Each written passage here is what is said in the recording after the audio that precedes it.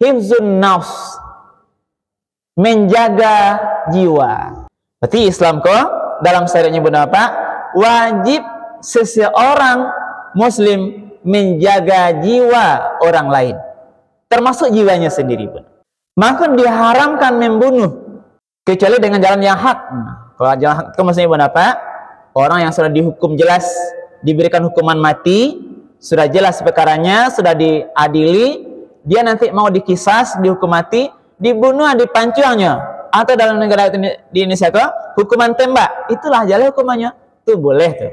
Berarti pembunuhan seorang karena jalan benar, sudah jelas hukumannya hukuman mati. Yang tidak boleh tuh membunuh yang tidak jalan benar, inilah pembunuhan sengaja.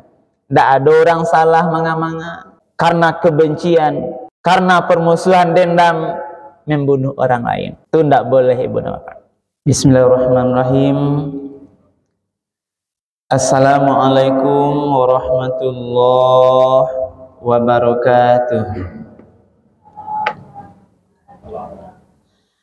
Alhamdulillahirabbil alamin, alladzi ahyana ba'dama amatana wa ilaihin nusyur.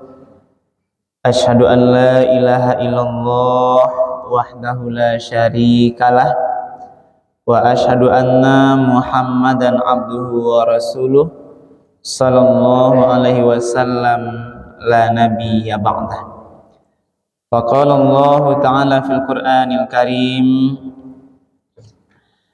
a'udzu billahi minasy syaithanir rajim. Bismillahirrahmanirrahim. Wa man yaqtul mu'minan muta'ammidan fajazaohu jahannam khalidan fiha wa ghadiballahu alaihi wa la'anahu wa a'adda lahu 'adzaban 'azima. Shadaqallahul azim. Bapak-bapak, ibu-ibu, hadirin kaum muslimin, jemaah salat pada subuh yang dimuliakan oleh Allah. Pertama dan utama sekali, marilah kita sama-sama menyampaikan kalimat puji dan syukur alhamdulillahirabbil alamin. Segala puji bagi Allah Tuhan semesta alam, karena pada subuh yang penuh berkah ini kita bersama-sama masih diberikan nikmat iman, nikmat kesehatan, nikmat kesempatan, nikmat kemudahan-kemudahan, sehingga kita masih bisa melanjutkan ibadah subuh kita secara berjamaah di masjid yang sama-sama kita cinta ini. Mudah-mudahan seluruh rangkaian ibadah kita pagi ini diterima dan dibalas oleh Allah Subhanahu wa taala dengan pahala yang berlipat ganda. Amin ya rabbal alamin.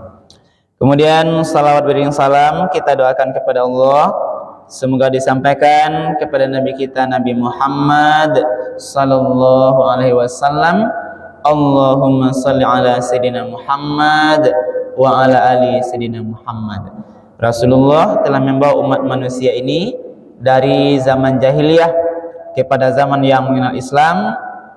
Kemudian Rasul sudah meninggalkan dua pedoman hidup yang nanti akan menyelamatkan kita dari kehidupan dunia yang sementara ini sampai nanti kehidupan yang kekal abadi di akhirat kelak.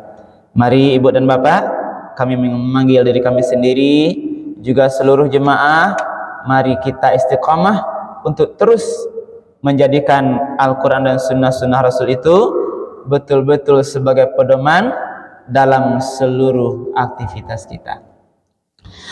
Bapak dan ibu para jemaah yang dimuliakan Allah, pada subuh ini dasar tausiah kita adalah Al-Quran surat An-Nisa ayat yang ke-93. Surah An-Nisa ayat 93 ini benar Bapak berbicara tentang ancaman Allah bagi seseorang pembunuh. Ya Pak Ibu? Jadi besar dosa pembunuh.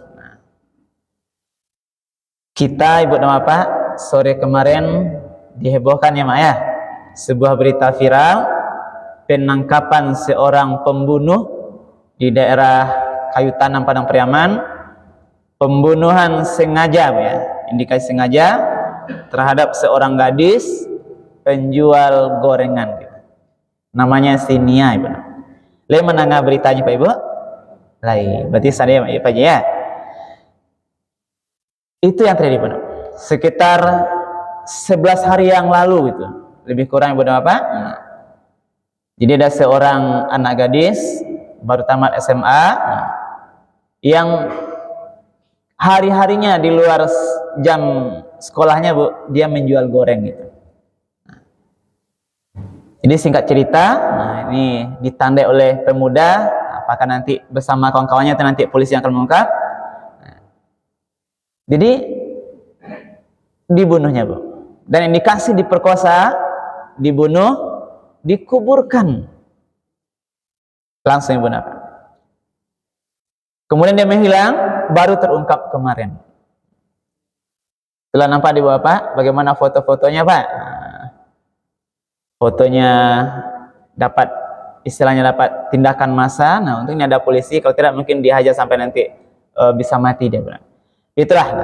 Jadi pagi ini saya tertarik membahas sedikit Ibu dan Bapak bagaimana dosa besar bagi pembunuh ini. Nah, Islam Ibu dan Bapak itu menyuruh atau mengajarkan kita untuk menjaga 5 macam hal yang wajib dijaga dalam Islam. Ad-daruriyatul khams istilahnya. 5 hal pokok yang dihargai, yang wajib dijaga oleh kaum muslimin. Karena itu Islam menetapkan syariatnya gitu. 5 perkara yang tidak boleh diganggu oleh Islam, yang tidak boleh dirusak dan harus dijaga. Apa tuh? Yang pertama namanya din atau agama. Kita wajib menjaga hifzuddin, menjaga agama Islam. Aku kita ini wajib jaga. Tidak boleh Islam ini dilecehkan orang lain. Maka kalau ada kita umat Islam diganggu atau dipermainkan agama awak, dipermainkan Al-Quran kita, diperolok-olok Nabi kita, kita harus muncul untuk membelanya. Ini maksudnya menjaga namanya hifzuddin. Bagaimana agama menetapkan syariat menjaga hifzuddin, menjaga agama kebenaran apa? Itulah ada syariat kewajiban jihad dalam menegakkan kalimat la ilaha illallah, jihad di medan perang. Itu yang dilakukan Rasul. Berperang melawan orang kafir itu kan menegakkan kalimat hifzuddin, menjaga agama. Nah, berarti agama Islam itu wajib dijaga, tidak boleh diganggu, dipermainkan. Itu satu. Yang kedua, Islam mengajarkan wajib menjaga akal. Nah, hifzul akal. Nah, jadi akal manusia kan kenapa harus dijaga, tidak boleh dirusak. Karena itulah yang membedakan manusia sebagai makhluk mulia dengan makhluk lain. Kan mendakwa kok Pak Haji karena akal ya Pak Haji. Makhluk tengah ada manusia, hewan, tumbuh-tumbuhan, malaikat, jin, setan, itu makhluk Allah semuanya. Tapi manusia mulia karena diberikan akal. Nah, dalam ilmu mantik, cuma kalau baca di kuliah agama, nah, yang manusia itu kan bedanya karena akal. Ma huwal insan, apa itu manusia? Ini definisi manusia. Al insan hayawanun natiq. Yang dikecilkan manusia itu adalah hewan-hewan yang berakal, yang berpikir. Nah, itu membedakannya. Di luar akal pemikiran kita, awak sama dengan hewan lain Ibu Napa. Sama punya hasrat makan, hasrat tidur, hasrat mau seksual. Yang membedakan hanya akal. Berarti manusia kalau akalnya tidak jalan, rusak. Berarti posisinya jauh lebih rendah dari hewan-hewan ibu nama.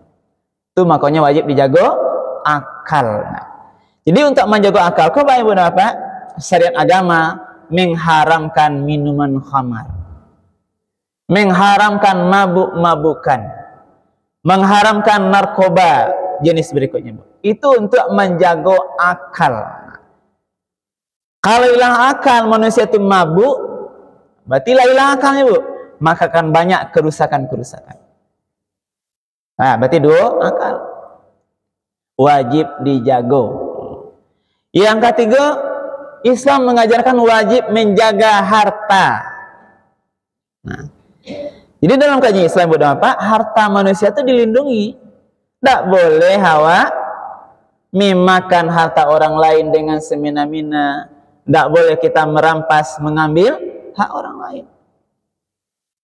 Nah, berarti untuk menjaga harta dalam Islam, maka diharamkan mencuri. Gitu. Nah, hifzul mal namanya, menjaga harta. Maka tidak boleh mencilok, tidak boleh merampok, tidak boleh mencuri. Maka orang pencuri laki-laki perempuan itu dalam satu hadis dikatakan potong tangannya gitu.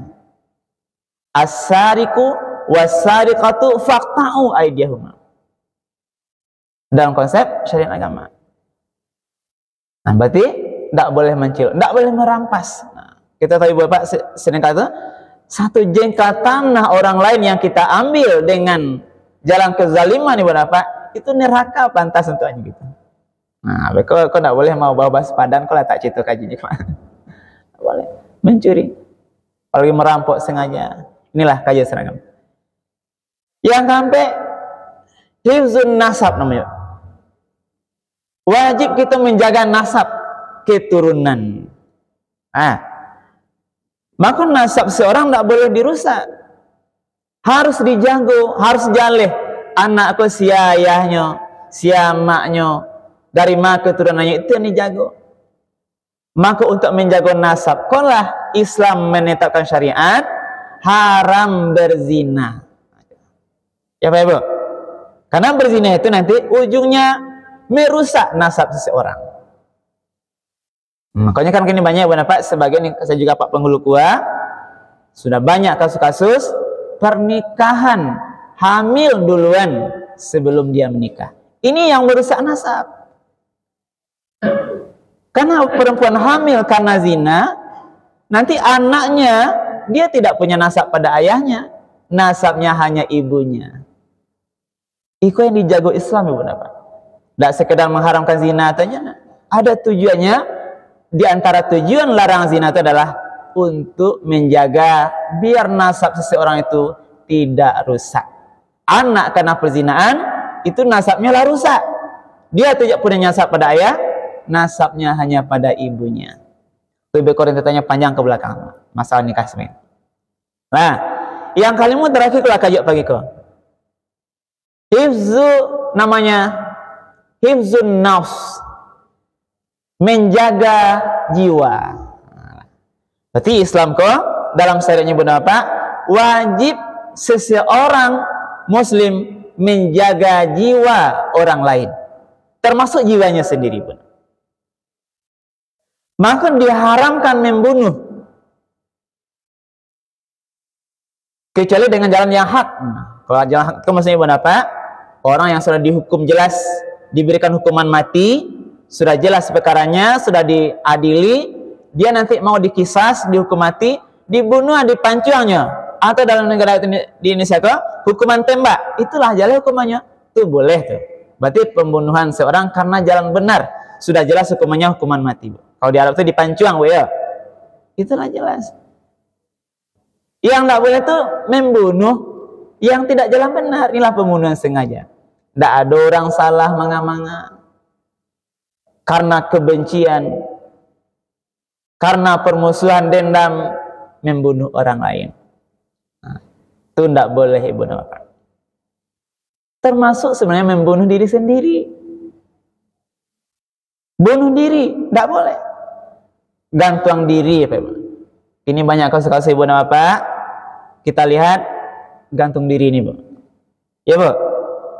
gantung diri. Nah, kemarin juga terbaru kita lihat di daerah Padang sana, nah, viral. Nah, belum lagi tempat-tempat lain. Ibu apa? Tahu banyak. Bakuji namanya. Ya, Mak ya? Itu tali, itu jalan terakhir. Entah apa yang terjadi benar. Entah apa yang terjadi, manusia ini begitu putus asa sehingga memilih jalan yang salah ini. Ada lain, melompat dari gedung. Kini sekarang Bapak juga banyak kasus-kasus para mahasiswa, Bu. Mahasiswa yang membunuh diri dengan jalan melompat dari gedung yang tinggi, Bu. Dia naik ke gedung tinggi-tinggi, mahambuannya ke bawah. Nauzubillah. Memangnya tiang listrik, tower tuh, Bu, sampai ke bawah. Ini sudah banyak. Ini jalan yang salah. Nah, jadi ini ayat benar. Bagaimana Al-Quran surat An-Nisa ini melihat bagaimana ganjaran atau balasan atau kemurkaan Allah terhadap orang yang membunuh dengan sengaja. Nah, kita lihat ayatnya kembali. A'udzubillahi minasyaitonirrajim. Bismillahirrahmanirrahim. Wa may yaqtul mu'minan muta'ammida. Siapa yang membunuh seorang mukmin dengan sengaja. Ya Bapak Ibu, ayatnya, siapa yang membunuh seorang, ini seorang saja, Bro. Apalagi membunuh banyak. Siapa yang membunuh seorang mukmin muta'ammidan dengan sengaja. Baniainya diintainya, ko pajako dan bunuh be kok. Calek waktu nan tape. Dicalek dulu. Pembunuh ini dia punya strategi, Bu. Dibaca sesana dulu, tidak langsung bunuhnya deh, Bu, ya. Diintai dulu. Nah, kayak kasus kemarin nih, sini jual goreng tuh dicalek dulu. 5 ambil goreng tuh, kamanya lalu mengalih goreng jualan jajak goreng tuh. Beko sampai pulang kama lewat jalannya gitu. Itu namanya pemantauan gitu. Nggak mungkin dia nekat. Nah, dihintai dulu. Inilah modus kejahatan dilihat. Strateginya, Bu. Nah, kalau perlu dibeli goreng itu dulu. Nah, kemarin terakhir kan dia beli gorengnya tuh. Beli gorengnya. Nah, setelah dibeli goreng itu, nanti dia lakukan kejahatan. Nanti akan terbongkar, Bu, bagaimana sebenarnya modus dan bagaimana prosesnya nanti akan kita lihat, Bu. Nanti di kepolisian nanti akan menyampaikan, Bu. Nah, berarti ini siapa yang membunuh orang lain dengan sengaja, seorang mukmin, yang pertama, Bu. Nah, ini pertama. Fajazauhu jahannam, maka balasannya neraka jahanam. Nah, yang pertama, Bu. Di sini ada berapa balasannya? Neraka jahanam, neraka yang paling terberat misalnya siksaannya, Bu. Ibu-ibu, bapak kan tidak ada yang nyium masuk jahanam, Bapak Ibu. Neraka tidak ada kita. Takut kita. Dalam dalil lain, Bu, dapat bahkan hukuman neraka yang paling ringan, Bu. Jangan ke jahanam cerita lain, tingkatan paling ringan. Diambil para pendosa itu, Bu, apa? Dibenamkan, Ibu ya. Dimasukkan neraka itu, langsung habis kulit-kulitnya sadonya, Bu. Diangkat kata balik, ditumbuhkan kembali kulitnya, Bu. Tuh hukuman neraka yang paling ringan. Karena kulit ini lah, Bu, tempat rasa yang paling tinggi. Rasa manusia itu, Pak Ibu, di kulit. Sakit itu di kulit. Nah, coba, Bu, picik kulit itu, Bu, ya, Bu. Coba kini, Bu, sakit enggak gitu. Tokok sakit, makin lagi sakit, makin kuat lagi. Kalau nanti sudah terkelupas, nanti hilang rasanya. Berarti kulit itu adalah tempat salah satu rasa pada manusia untuk merasuan sakit indahnya. Iko yang digambarkan. Manusia itu dihukum nanti di neraka, bukan jahanam nih, Bu. Neraka yang tingkat paling bawah mungkin. Dimasukannya ke dicelupkannya, tangga sado kulit-kulitnya tuh nanti diangkat balik dengan izin Allah, ditumbuh kulitnya balik. Apanya maksudnya? Itu merasakan bagaimana siksaan penduduk neraka. Kok mati langsung selesai hukuman juga, tapi ini hidup. Demikian juga nanti apalagi lebih besar orang yang masuk neraka jahanam. Dan inilah nanti bagi siksaan bagi pembunuh yang sengaja. Ini harus kita imani. Di akhirat nanti balasannya adalah dimasukkan ke dalam neraka jahanam. Itu satu. Nah, yang kedua, ini ditambahkan lagi, khalidan fiha. Masuk neraka jahanam itu dia khalidan fiha, dia kekal selama-lamanya di jahanam. Khalidan fiha. Berarti barek hukumannya pembunuh. Nah. Wa ghadiballahu alaihi. Yang kedua, Allah murka kepadanya. Ghadab, marah kepada pembunuh ini. Nah, Allah mau marah. Kalau Allah yang marah, Bu, kama wa kapailai. Coba tanya Pak Ibu dulu. Kalau di Siko ya Pak Ji, kalau bangi tetangga kawak bisa kapai ke kampung sebelah gitu. Bangi orang di Kampung Rapak, contohnya Rapak bisa pindah ke Pauah. Bangi orang Lubuak pindah ke Bonjo ya Pak Ibu. Kalau orang malu kan. Bangi orang Bonjo sadonyo di Pasaman ko pindah ke Bukit Tinggi. Bangi orang Bukit Tinggi di Sumbar ko pindah ke Riau gitu. Pindah ke Jakarta guys. Bangi orang Indonesia ko pindah ke luar negara guys. Tapi kalau Allah yang marah, kama pindah. Ini tanya dulu. Ya Ibu? Lengah hati Bu. Lagi Pak ya. Logika pemikiran. Berarti pembunuhnya Allah ghadib. Allah marah pada pembunuh. Kalau Allah yang marah, kama wa kapai. Rasa kita tergantung kepada Allah. Kesehatan kita dari Allah. Nafas kita Allah yang berikan. Ini Allah yang marah. Kita mau bagaimana? Berarti kalau tidak mau Allah marah pada awak, maka jangan membunuh. Ini maksudnya. Neraka jahanam nanti di akhirat, di dunia Allah marah. Ghadib itu Ibu dapat mananya dah. Wa ghadib Allah tu marah tu memuncak tu, betul-betul marah. Kalau apanya logikanya Pak, orang marah tu lah diubun-ubun, lah merah matanya tu. Itu yang marah tu ghadib. Tapi kita diajarkan nanti kalau marah tu dalam konteks Islam buat apa? Kita bisa nanti sabar dengan kemarahan kita. Nah, itu dua ya Pak Ibu. Neraka jahanam satu, yang kedua Allah marah pada dia. Yang ketiga, wala'anahu. Kemudian Allah melaknatnya. Nah, berarti dilaknat. Sudah marah, dilaknat lagi Bu. Nah, jangan coba-coba dapat laknat ini lagi Bu. Marah saya susah hidup kita. Inilah orang yang membunuh. Sudah dimarahi oleh Allah, kemudian dilaknat lagi oleh Allah. Betapa beratnya Ibu dapat. Kemudian yang keempat dalam ini, wa a'addalahu azaban azima. Dan Allah sediakan baginya azab yang berat. Nah, berarti ampe Bu batirik-tirik di situ.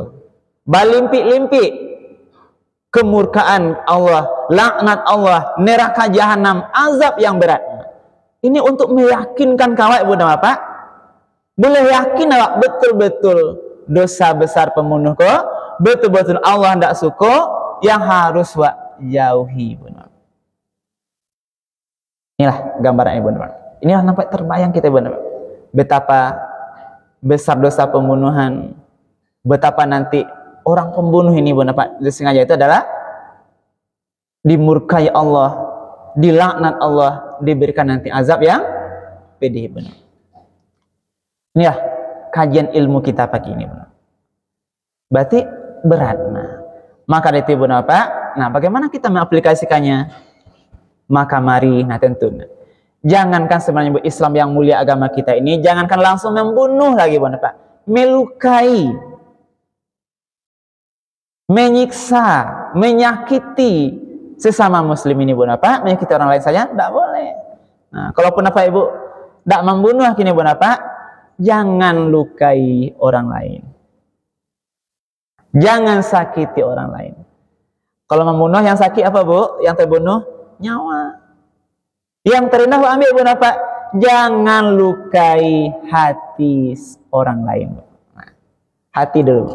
Nah, hati saudara awak, kalau di dalam hati suami atau istri awak, jangan lukai hati anak-anak awak, jangan lukai hati orang tua awak. Nah, karena kita mungkin kalau membunuh mungkin awak tidak akan ada deh, berapa ya. Nah, kita lihat. Tapi itu betapa besarnya itu dosa pembunuh tadi. Artinya jangan kita membuat sakit orang lain. Nah, kalau membunuh aja lebih. Itu yang mungkin bisa kita aplikasikan, apa?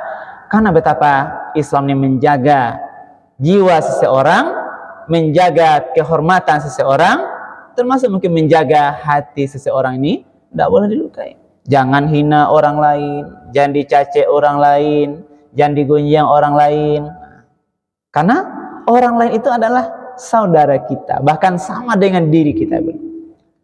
Apalagi sama mukmin. Innamal mu'minuna ikhwah. Kita bersaudara, benar. Nah, dalam ayat lain masalah pembunuhan ini juga, benar, sebagai penutup kaji kita. Nah, makanya dalam konsep Islam, ya, benar, Pak, dikenal namanya untuk pembunuh itu kisos. Ya ayyuhallazina amanu kutiba alaikumul qisasu fil qatla. Wahai orang beriman, diwajibkan kisas dalam pembunuhan. Al-hurru bil hurri. Kalau merdeka sama dengan merdeka. Wal abdu bil abdi. Seorang hamba dengan hamba. Wal unsa bil unsa. Seorang perempuan dengan perempuan. Berarti seimbang. Dalam ayat berikutnya, inna fil qisasi hayatu ya ulil albab. Sesungguhnya dalam kisah itu adalah ada kehidupan. Itu untuk menjaga preventif agar orang tidak mudah membunuh, Bu. Nah, berarti dibunuh juga pembunuh itu nanti untuk menjaga agar nanti nyawa orang lain juga tidak dia bunuh juga. Berarti menjaga untuk keselamatan jiwa orang lain.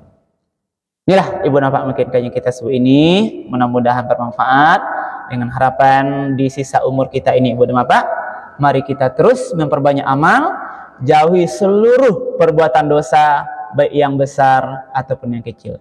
Kita berdoa dan berharap mudah-mudahan di sisa nanti kehidupan kita, di akhir hidup akan nanti, yang terus kita sampaikan, mudah-mudahan kita kembali kepada Allah dalam keadaan husnul khotimah. Amin ya rabbal alamin. Nanti di akhirat kita dibebaskan dari neraka dan dimasukkan ke dalam surga. Amin ya rabbal alamin.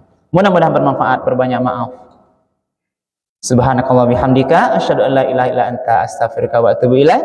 Billahi taufiq wal hidayah. Wassalamualaikum warahmatullahi wabarakatuh. Pak, apa aja? Ya, Mak. Dah. Mas.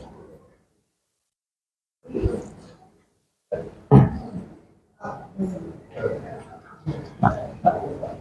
Apa aja? Ya, Pak. Pak. Ya.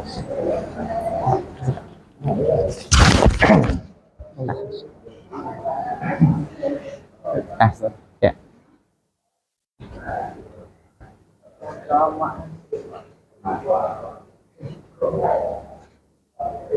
Ya.